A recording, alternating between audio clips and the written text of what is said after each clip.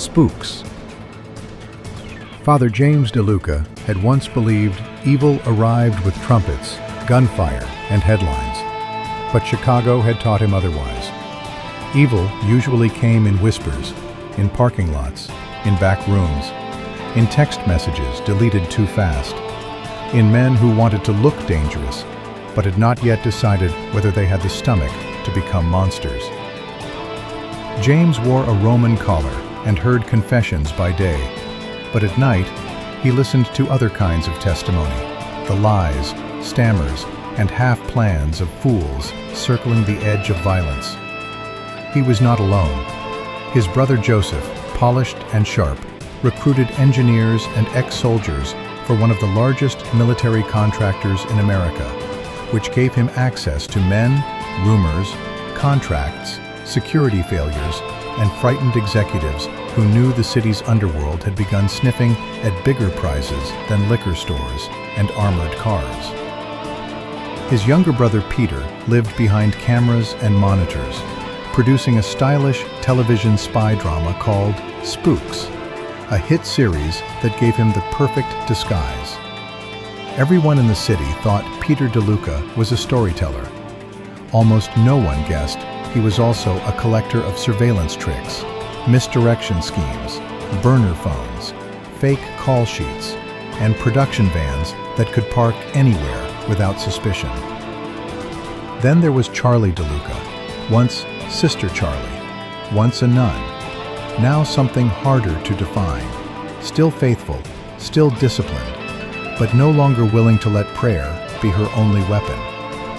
She had left the convent with clear eyes and a restless conscience, convinced God did not ask the innocent to stand still while wolves tested the doors. Together, the DeLucas became something the city had never seen, a family intelligence unit aimed not at solving crimes after the blood dried, but at stopping them in the shaky moment before thought became action.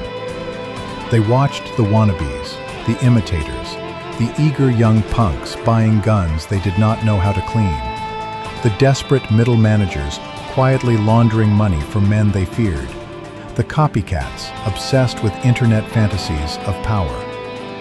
Father James called it interrupting sin in motion. Joseph called it threat mitigation. Peter called it story structure. Charlie called it mercy with sharp edges. Their first real target came to them through confession, though not in any way the church would recognize.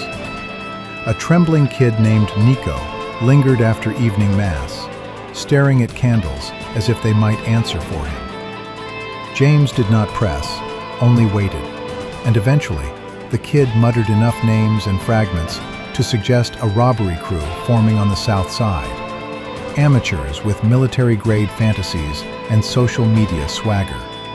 Their enemy by season's end was a shadow broker called Varga, a man who financed aspiring criminals like a venture capitalist funding chaos, nurturing robbery crews, cyber thieves, smugglers, and political fixers, not because he needed them all to win, but because in every failed plot, he learned where the city was weak. Father James finally understood. Varga was not building a gang. He was building a map of moral collapse. In the final confrontation beneath an old film studio Peter had converted into production space, Varga offered the DeLucas a bargain. Stop interfering, and he would disappear.